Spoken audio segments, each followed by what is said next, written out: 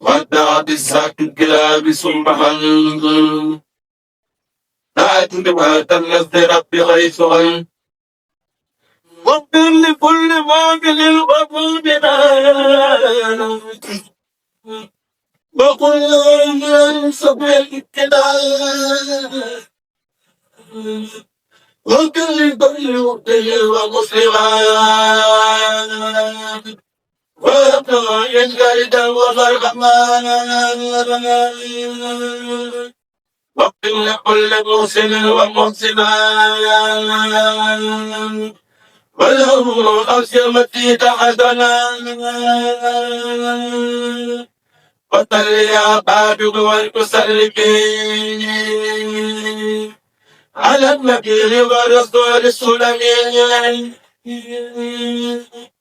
أشتاق من حديث ذاتك المكين يا مكي يقول لي خير حديث وهذه وتابه يا نبي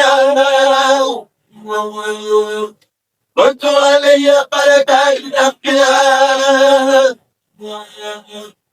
ودربدا صلي عليهم بالسلام في كل من واقعهم بلا فلان وجل بجاه العجيب تقلصان لو تاب من عبادة الحزان وصل يا قاتب والمسلمين على النبي العربي العالمين وهو النقيب فوق المنتجب ومن مهدين باسم النجوم هو المعذب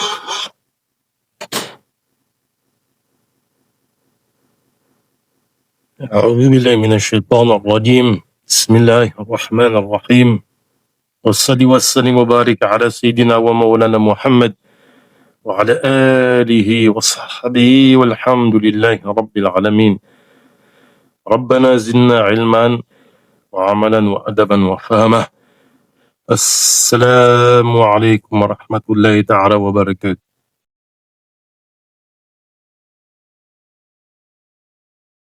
الحمد لله ثم الحمد لله.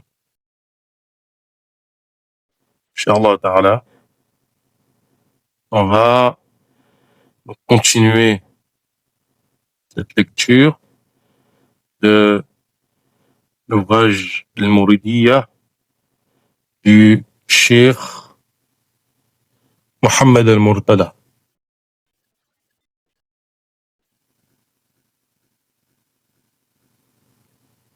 Cet ouvrage, comme on l'a dit, répond à plusieurs attentes.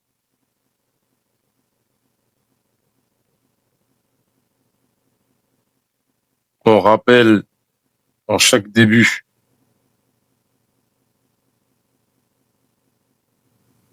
de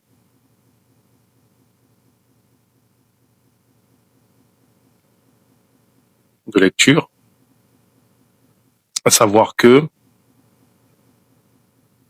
on a fait une critique extrêmement radicale, pour ne pas dire virulente, d'un groupe moderne, déviant et réformiste, la Wahhabiyya. Et une question, à un moment donné, nous avait été posée à la suite de cette lecture, en nous disant, mais il y a quoi à côté qui est proposé? Effectivement, la problématique de la critique, c'est toujours ça, c'est que on critique, mais qu'est-ce qu'on propose? En tant que mouride, qui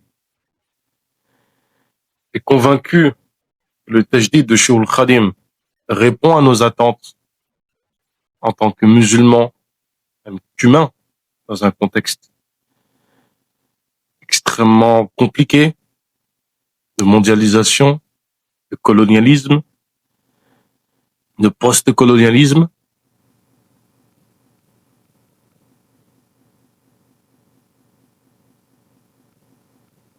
L'ouvrage Al-Mouridiyya de Cheikh Mohammed Murtada, premièrement, montre en quoi l'action de Cheikh Al-Khadim dans un contexte de colonisation face aux Français peut effectivement nous donner des clés et des réponses claires à justement le problème dans lequel nous vivons. Que ce soit en matière d'intégration régionale de type panafricaniste, que ce soit sur des questions de confrontation avec les colons et de la pensée colonialiste, que ça soit même d'un point de vue de questionnement vis-à-vis de l'islam et des réponses que donne l'islam face aux conflits que génère l'ère moderne.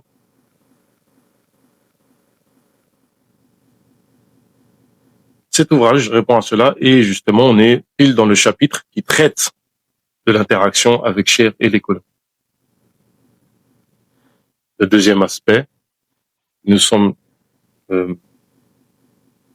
aussi essentiel, c'est clarifier l'orthodoxie mouride et montrer comment cette orthodoxie mouride est totalement en phase avec l'orthodoxie sunnite.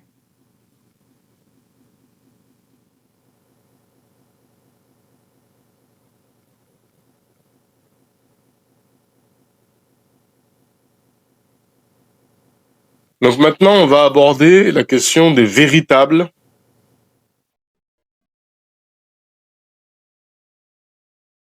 raisons, motifs de l'exil de Cheikh radiallahu anhu.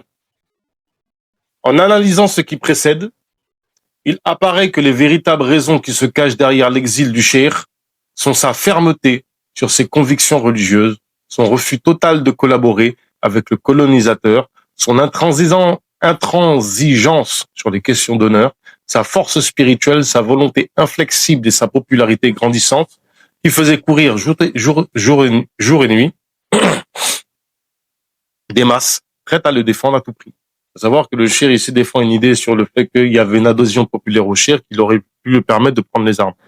Ce dont nous doutons, il y a deux lectures possibles. La première, c'est effectivement, il y avait cette adhésion populaire. Mais le problème de cette adhésion populaire, c'est est-ce qu'elle aurait permis de battre les colons?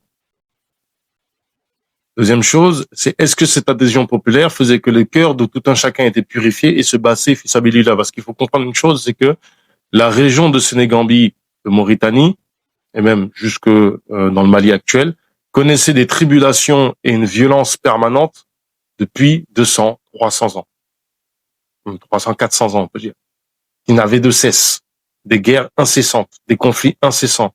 Il y avait toute la période justement du trafic transatlantique, parce que souvent on veut mettre sur un même pied d'égalité le trafic transatlantique et la traite transsaharienne, sauf que la traite transsaharienne n'a jamais été aussi gourmande en hommes, en esclaves, que la traite transatlantique. C'est totalement faux, c'est aberrant même.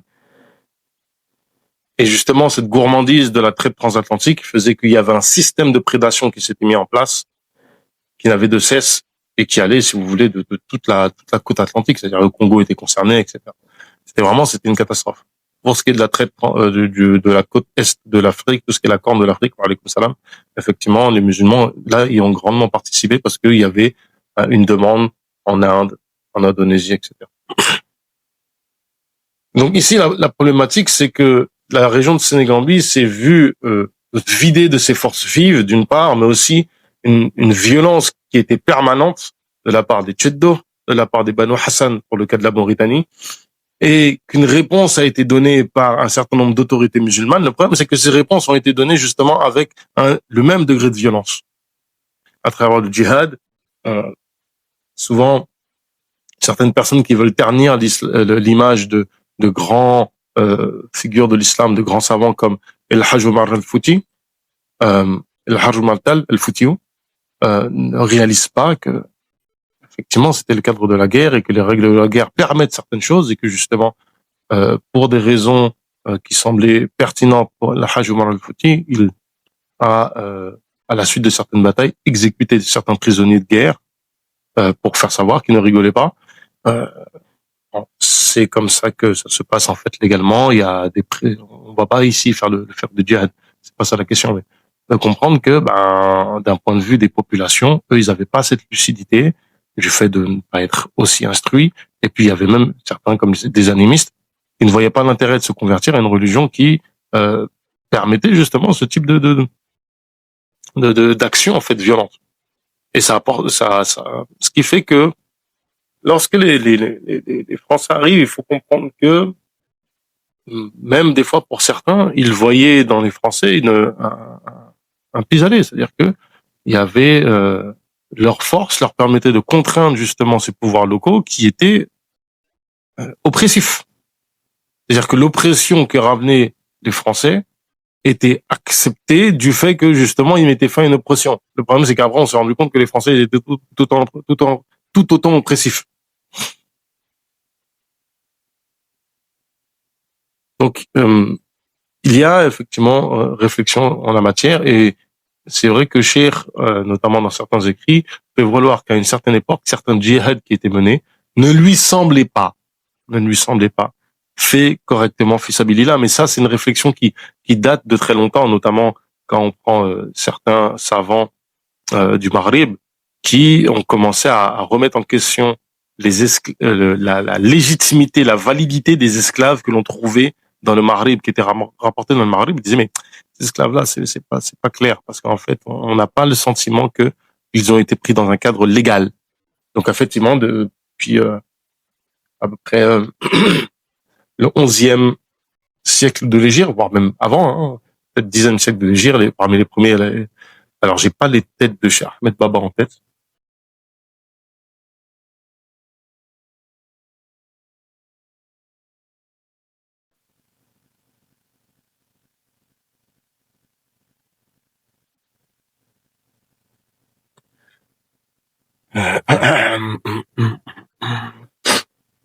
Excusez-moi, juste que je vous dise pas de bêtises. Effectivement, c'est 11e siècle. Donc c'est fin 10e siècle, début 11e siècle. Donc en fait, depuis à peu près le 10e siècle, il y avait cette réflexion dans le monde musulman qui a amené par exemple à l'abolition de l'esclavage en Tunisie. Tout simplement, ils ont dit bon stop, on arrête parce qu'en fait les gens font n'importe quoi. Donc il y avait cette réflexion-là. Et donc dans ce cadre-là, il est tout à fait envisageable que Cheikh Al-Khadim se soit dit on peut pas mener le djihad. On n'est pas capable d'aligner des hommes. Ça, c'est une théorie qui se défend, mais c'est pas la théorie ici de Cheikh Mohamed Murtada. Mais aussi, il y a la théorie mais les gens ne sont pas prêts spirituellement, ils n'ont même pas la capacité, ils n'ont même pas la motivation. Certes, peut-être qu'ils sont prêts à mourir pour moi, mais qui est-ce qui est prêt à le faire parmi les gens? Il y a mes talibés, ceux qui ont fait bay'a, oui, mais les autres. Allahu ta'ala a'lam. Sachant que effectivement, il y a l'expérience des djihad précédents qui n'a pas abouti. Parce qu'il y a eu des défaites avant. Il y a eu énormément de défaites.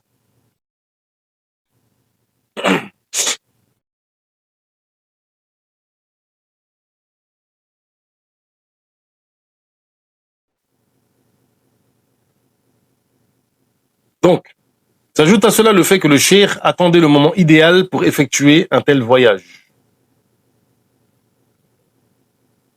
C'est-à-dire l'exil, qui du reste lui permettrait de consacrer le plus de temps à la ibada et au service du prophète alayhi salatu wassalam, loin des foules qui, pour la recherche de la baraka et du savoir, ou même de comment en arabe, enfin, en français, ils mettent bénédiction et influence spirituelle. Donc, regardez les nuances qu'il y a en langue arabe.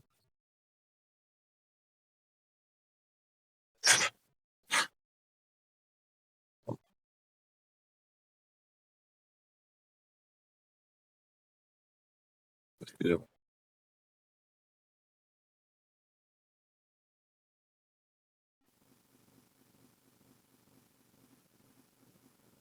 لعل تبارك زيارة الفيض الروحي. Ok. Effectivement, les influences spirituelles qui lui restent. Parce que c'est vrai qu'effectivement, à ce moment-là, vous savez, en fait, les chouyours, par exemple, aujourd'hui, Salou Muntaka connaît ça, il y a des moments, en fait, on dit que le shir est en retraite et qu'il ne reçoit plus. Parce qu'en fait, c'est des gens, des fois, qui ont besoin de retraite spirituelle et le fait d'être constamment sollicité comme ça, c'est conséquent. C'est, surtout quand ils ont un certain âge, c'est conséquent. C'est-à-dire que les gens ne s'en rendent pas compte quand ils ne sont pas dans cette situation-là. Mais lorsque vous êtes constamment visité, sollicité pour des conseils, vous savez, c'est bizarre de dire ça. Je comprends que les gens ne voient pas ce que cela demande comme effort, que ce soit d'un point de vue spirituel, ça, je comprends très bien, mais surtout d'un point de vue fatigue morale que ça pose, fatigue mentale. Lorsque dans la journée, vous devez réfléchir à 3, 4 problèmes pour régler des problèmes des gens qui sont pas vos problèmes à vous, c'est les problèmes des gens. Vous devez essayer de régler des conflits de famille, vous devez essayer de régler, et c'est quelque chose qui est prenant. C'est prenant, ça, vous triturez la tête, et puis on est confronté à une situation où en règle générale, on est face à Allah. Et on se dit, si je donne une mauvaise réponse, sincèrement, si je donne une mauvaise réponse, ça m'engage devant Allah Ta'ala. Je peux mettre en péril l'avenir de quelqu'un dans sa religion.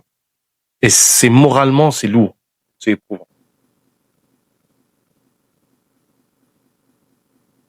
Donc les gens faisaient la queue pour lui serrer la main, poser le regard sur lui ou lui rendaient des visites de courtoisie. Dans ses causeries, il faisait souvent allusion à ce voyage, ce qui fait que les gens croyaient qu'il parlait de son intention d'aller en pèlerinage à Makka. Effectivement, il y a, en tout cas, il y a des informations qui sont données. Que Cheikh avait parlé clairement, en fait, de son envie de faire le hajj. Oui, on peut comparer effectivement à un médecin dans un hôpital qui est seul. C'est le même, Allahu alam, je pourrais faire des demandes à un spécialiste, mais je pense que c'est le même degré de fatigue, de sollicitation. Ça ou un avocat, par exemple. Cheikh Mohamed Al-Béchir fait remarquer dans son livre précité, donc Min al-Baqi Qadim, que le gouverneur français de Louga, qui est à l'origine de l'exil du Cheikh, et qui deviendra plus tard le gouverneur du Gabon, n'avait pas manqué de souligner cela lorsqu'il fait exiler le Cheikh vers ses colonies. Cet homme est sous mon autorité. Il était vénéré sur son terroir et entouré de beaucoup de disciples. Reconnaissez-lui ses droits, ne lui faites pas de mal et ne l'humiliez pas, car il n'a rien fait. Il n'a ni violé la loi, ni ne s'est mêlé de politique.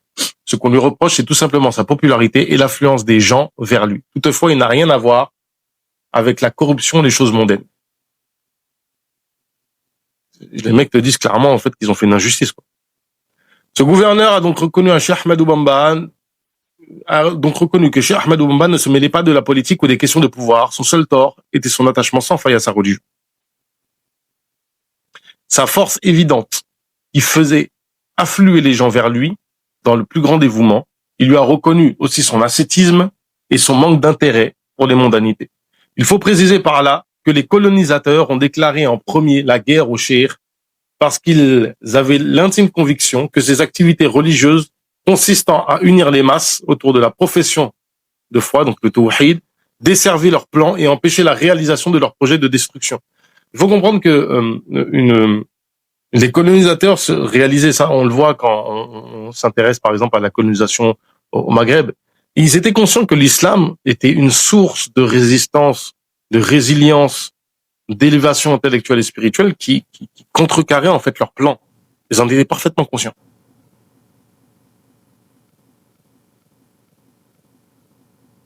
Et donc,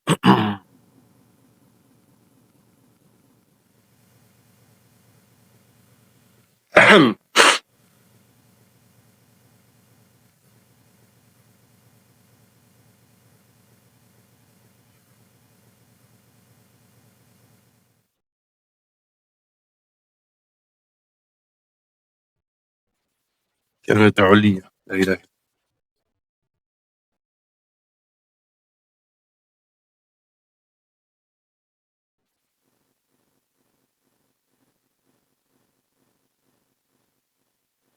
La haine qu'ils éprouvaient à l'égard du cheikh ne faisait que d'une part renforcer la consistance et la fermeté de celui-ci sur ses positions hostiles à tout ce qui a trait à leur action, et d'autre part intensifier son œuvre de prédication au sein du peuple.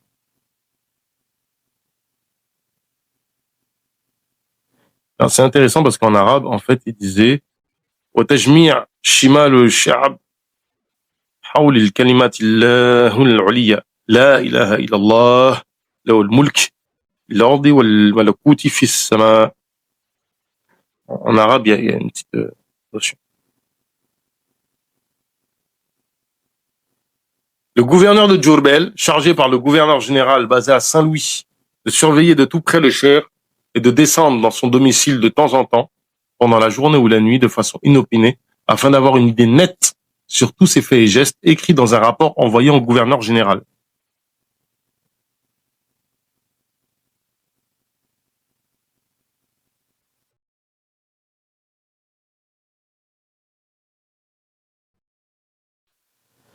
Au gouverneur général, et cette parole, elle est connue. Hein.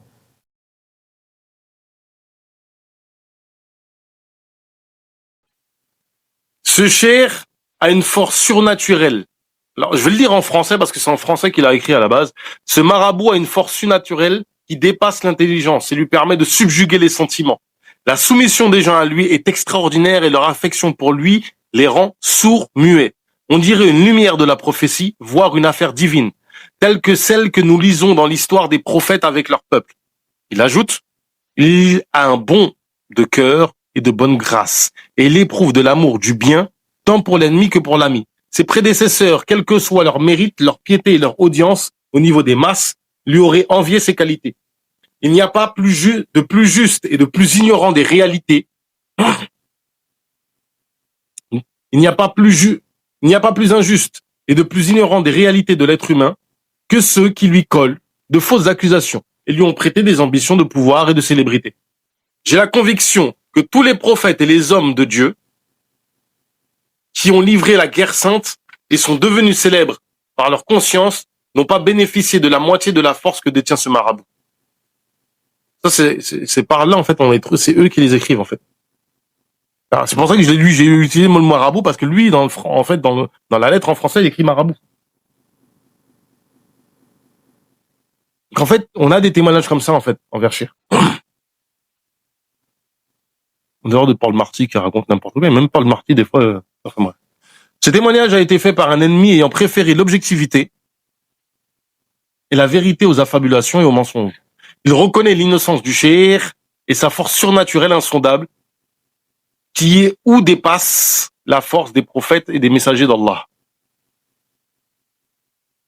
Bien qu'innocenté par ses ennemis, le cheikh fut victime d'une assignation à résidence surveillée après avoir été 2 fois exilé au Gabon et en Mauritanie.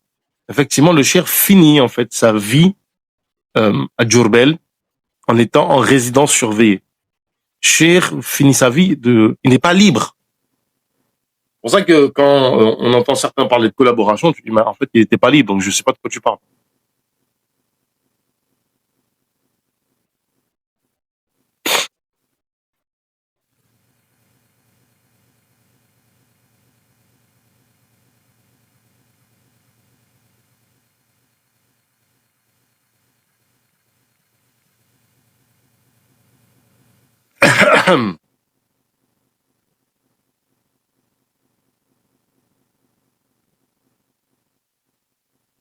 À noter une chose, c'est qu'en français, ils le retranscrivent pas, mais on le comprend.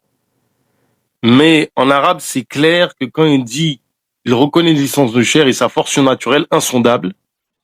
En fait, dans le texte en arabe, comment dire, il paraphrase, en fait, le shir. Il paraphrase, en fait, le gouverneur. C'est-à-dire que c'est pas, euh,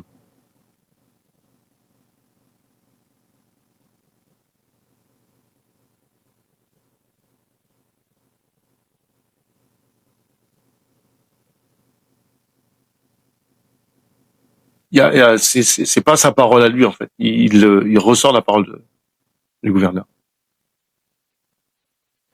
Bien qu'innocenté par ses ennemis, donc ça on a développé, cela prouve clairement que les véritables motifs cachés de l'exil du cheikh sont bien différents de ceux affichés par les autorités coloniales. Ces derniers étaient en effet inquiétés par la force spirituelle et matérielle du cheikh, ainsi que sa capacité d'influence sur les masses qui se précipitaient à lui sans avoir peur d'une quelconque autorité ou considérer une quelconque menace, quelle qu'en soit la provenance. Cette force dont le cheikh était doté était susceptible de faire échouer tous les projets du colon. Il faut ajouter aux motifs précités d'autres motifs telles que la crainte des rois de perdre leur pouvoir. Là, on parle en fait des autorités locales.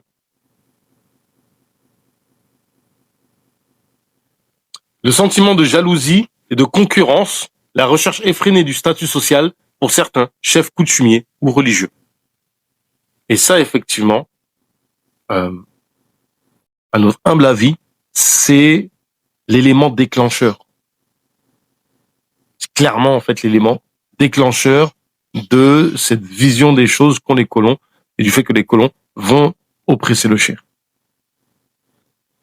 Le cheikh s'était révélé être un leader religieux ayant émerveillé les citoyens ordinaires et impressionné les savants et les apprenants.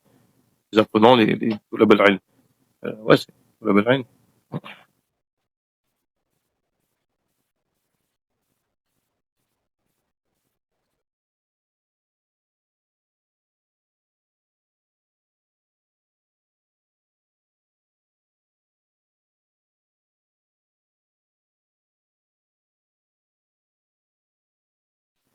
العلماء والمتعلمين.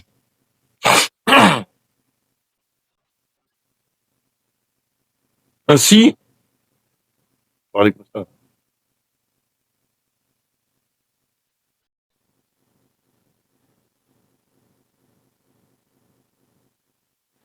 Le colonisateur lui-même s'était rendu à l'évidence au point de ne plus prendre en compte les paroles de ses détracteurs et traîtres et n'avait plus de doute sur ses affaires. Pourtant, il continuait à croire ferme que son exil vers les îles lointaines leur garantirait la sécurité, la tranquillité et dissiperait leur crainte de le voir influencer les populations et s'avérer être un moyen de disperser les foules massées autour de lui. Le cheikh, par contre, avait accueilli cet exil comme une opportunité lui permettant de se consacrer par la ibada et au service du prophète alayhi salatu wassalam. Il était sûr que les musulmans seraient engagés dans le chemin qui leur avait tracé et n'avaient pas le moindre doute de leur loyauté envers lui, envers Allah, envers son prophète, alayhi salatu wassalam. Il avait l'ultime conviction qu'il bénéficierait, lui et son peuple, du soutien d'Allah et de la victoire sur les ennemis d'Allah Ta'ala et de l'humanité. Ce qui lui avait inspiré les vers suivants. Laysa al-birru. Un chien nous dit donc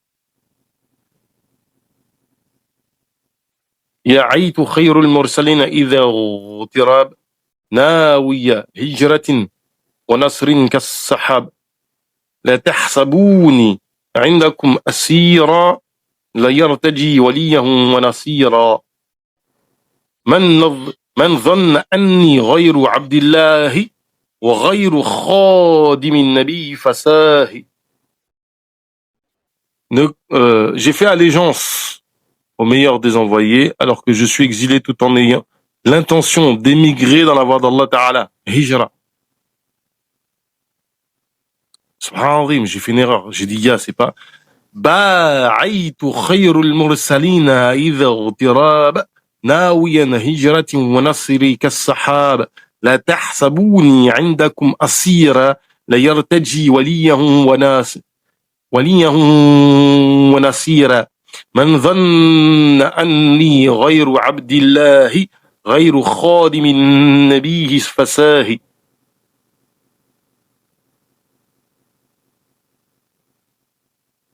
J'ai fait allégeance au meilleur des envoyés alors que je suis exilé tout en ayant l'intention d'émigrer, de faire la hijra, wa nasri kas-sahab, à l'image des compagnons du prophète alayhi salatu wassalam, et d'avoir la victoire comme les compagnons du prophète alayhi salatu wassalam. Ne pense pas, ne croyez pas que je suis qu'un captif chez vous. Indakum asira. Qui ne s'attend pas à avoir un allié ou un soutien.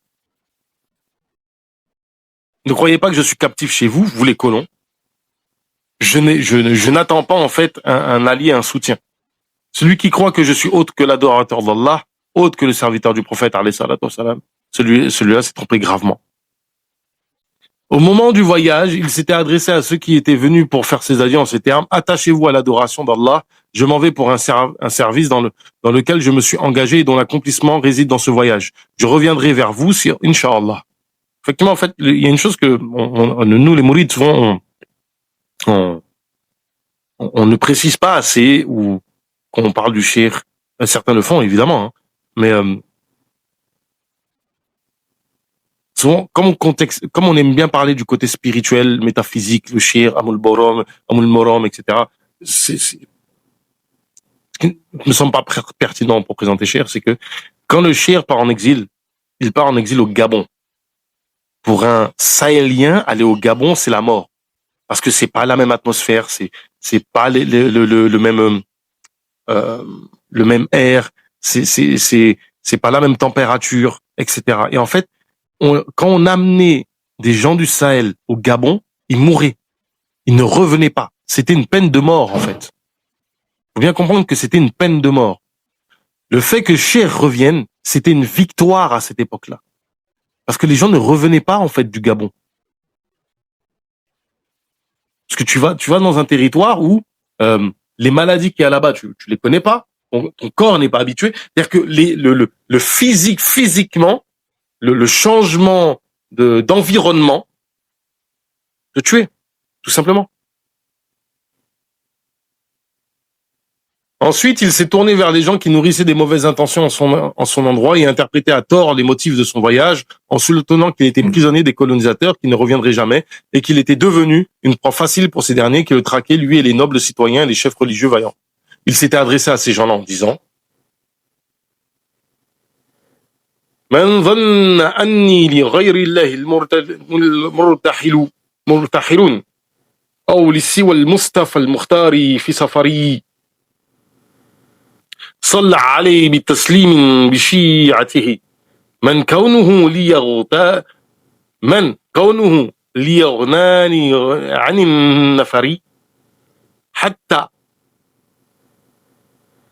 حتى يبارزني بالسيف ذا السفه وبالمدافع ذا حقد وغدر فالله يخذله والخلق تعذله والعار يقتله بالخزي والكدر والله ينصرني والخلق تبتعني في البر والبحر إذا النفع بلا ضرر.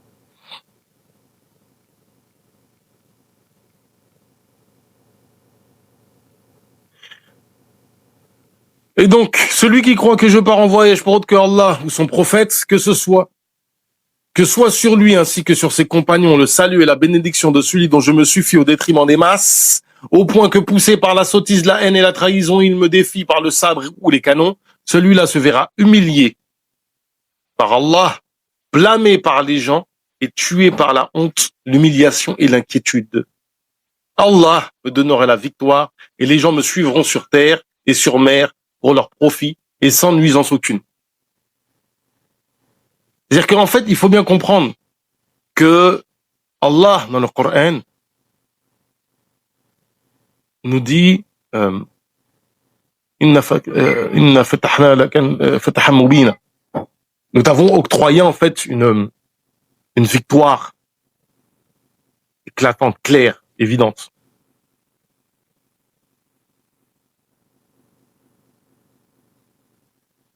Il faut que les gens en fait se rappellent le contexte.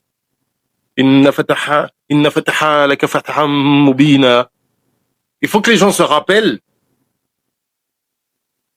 Inna fatahna laka fatahan mubina.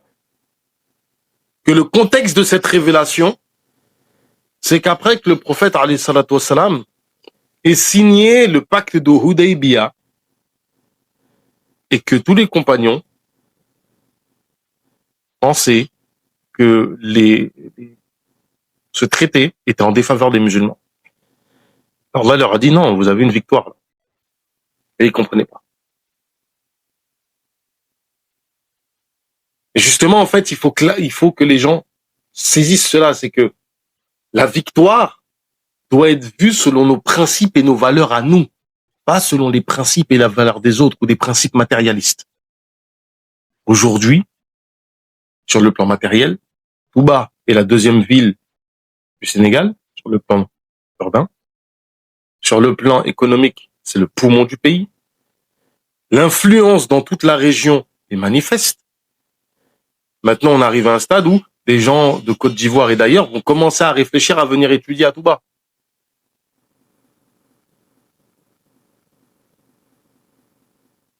Il y a des infrastructures qui se mettent en place au fur et à mesure, petit à petit. Les gens viennent en masse, notamment lors du Magal, entre 3 et 5 millions de personnes. Le fait que les gens réfléchissent. Pendant que, à l'époque du Covid, parce que ça c'est pour les fameux Wahhabis là, j'espère que cette vidéo-là, ils vont la voir.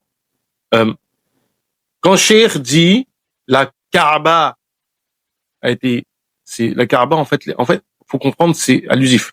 Et certains secrets spirituels qu'il y a à la Kaaba et à Médine, vous n'y croyez pas, c'est votre problème. Votre aqida, elle est narqis. Il y a il y a des manquements profonds en fait dans votre spiritualité, c'est votre problème.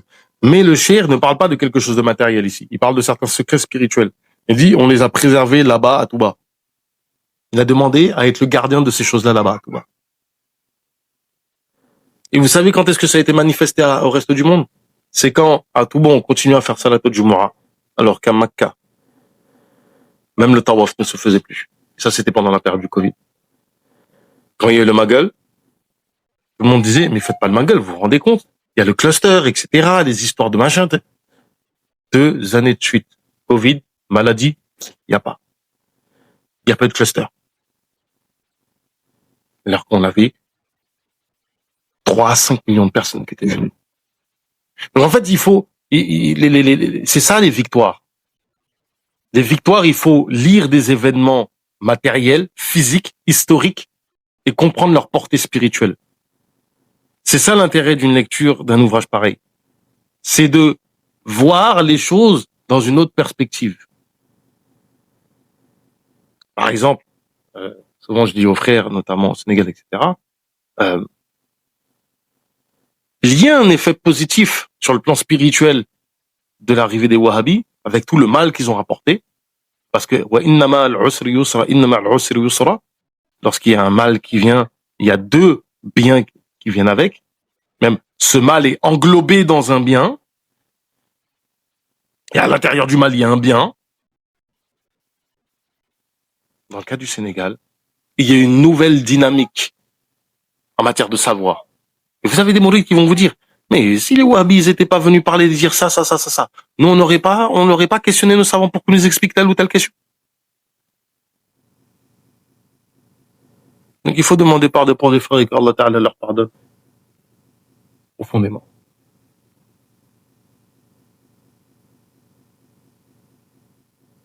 Ce poème était une sorte de premier avertissement adressé aux ennemis qui, rongés par la haine, la rancœur, la sottise, la superficialité et l'indécision, se préparaient à l'affronter par les sabres ou les canons. Cet avertissement servait à les prévenir des conséquences graves qui les attendaient et qui pourraient résulter de la condamnation et des représailles des mourides et des musulmans sincères qui témoignaient au cheikh la loyauté, la fidélité et l'affection, et défiaient le colonisateur par le mépris, la haine et la moquerie. Ce qui raffermit la volonté du cheikh et contribuera à la défaite de l'ennemi. L'exil de Cheikh Ahmed Bamba vers l'île de Mayomba.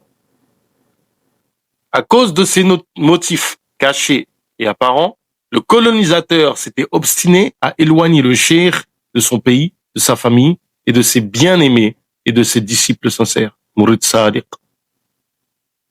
Par cet exil, il visait à éteindre le flambeau de savoir et de foi qui illuminait les peuples colonisés et à étouffer la Mouridia naissante, évidemment. Cette dernière est fondée par le cheikh dans le but de débarrasser l'islam des impuretés qui, à travers les siècles, s'y étaient ancrées, à libérer la charia de certaines pratiques contraires à l'esprit de l'islam et à redonner aux musulmans sa dignité et sa noblesse en tant que croyants forts, convaincus de sa supériorité et de sa noblesse en tant que croyants, en tant que croyants forts, convaincus de sa supériorité spirituelle. Je recommence. À redonner aux musulmans sa dignité et sa noblesse en tant que croyants forts, convaincu de sa supériorité spirituelle et matérielle sur les hypocrites et les infidèles qui ne croient pas en Allah et n'espèrent pas sa victoire dans la vie d'ici-bas et dans l'au-delà. En effet, cette confrérie, alors ici, c'est le détail que je veux voir, parce qu'ils ont traduit par confrérie, c'est quoi le mot qu'ils ont utilisé qui est utilisé par le chien en arabe?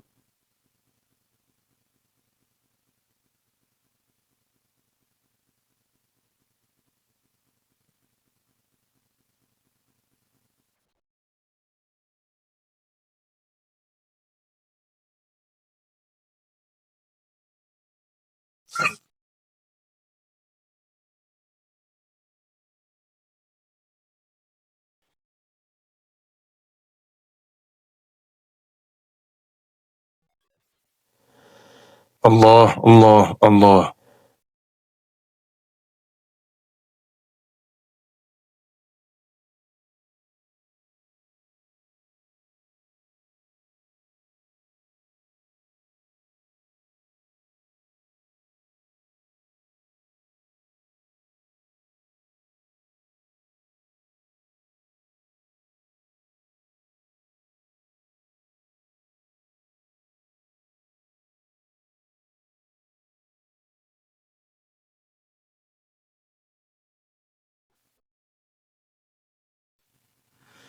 Ah.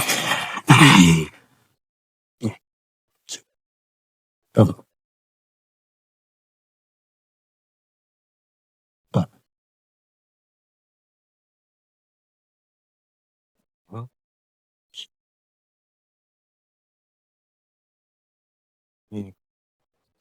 لا يخاف إلا الله ولا يرد منه ولا يتقي. لا.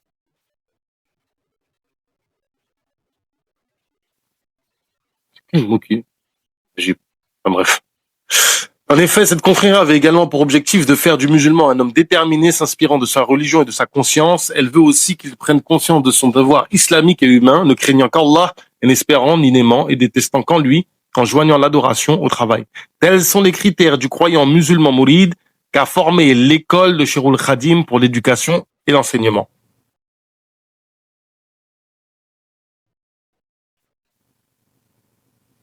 Pas le mot tariqa qu'il utilise, manifestement.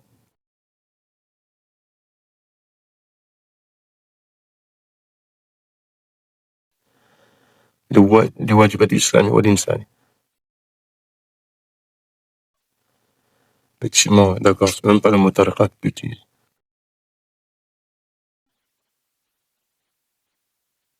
Alhamdulillah. Tels sont les critères, donc. Les caractéristiques d'un bon mouride résident dans sa conformité aux enseignements de ce dernier, son amour pour la dévotion, le travail et la khidma. Il doit faire preuve de libéralité, d'entraide dans la bonté et la piété avec ses frères musulmans et mourides, qui se solidarisent en Allah, entretiennent des liens aussi solides que les briques d'une construction, suivent les indications du cheikh et se respectent mutuellement. En exilant le cheikh, le colonisateur cherchait à démolir cet édifice islamique bâti sur la piété et à défaire les liens fraternels que ce dernier nouait avec ses partisans. Toutefois, l'histoire a prouvé que ces liens étaient indéfectibles. Par ailleurs, le colonisateur voulait l'isoler et le torturer moralement pour le faire revenir sur ses positions. Ce fut pour lui, le cheikh, une opportunité de se rapprocher de son Seigneur, comme il l'affirme ici. Effectivement, le cheikh nous dit dans ses vers, Man yulqi fil bahri rawma qurbati fazadani min illahi qurbati ومن يلقي في البحر روما لغربتي فلي في إلهي روض في كل عيلم. Celui qui me jette en mer dans le but de m'isoler m'a davantage rapproché d'Allah. Cette partie-là est importante. Celui qui me jette en mer dans le but de m'isoler m'a davantage rapproché d'Allah. Il faut bien comprendre que pour Shir, cet exil-là, c'est un soulouk, c'est un cheminement. C'est pour ça que quand certains mourides, quand ils vont vous l'expliquer, par exemple le Maghal, ils vont dire, on célèbre le départ, on ne révèle pas le retour, parce que le départ, c'est lundi, c'est l'épreuve en elle-même que le Shir vit. Le bienfait, c'est déjà ça. Parce que Allah Ta'ala n'éprouve que ceux qu'il aime. Et donc, en fait, quand tu vis une épreuve, tu es dans une situation où tu as un témoignage de l'amour d'Allah Ta'ala. Celui qui me jette en mer, dans le but de m'isoler, ne sait pas que Allah m'a dompté tout microcosme. عيلم, petit monde. ربنا زدنا علما وعملا وأدبا وفهما وهب لنا يا أكرم في تلاوة خيرا كثيرا منك والحلاوة وصلي وسلم وبارك على سيدنا ومولانا محمد وعلى آله وأصحابه والحمد لله رب العالمين.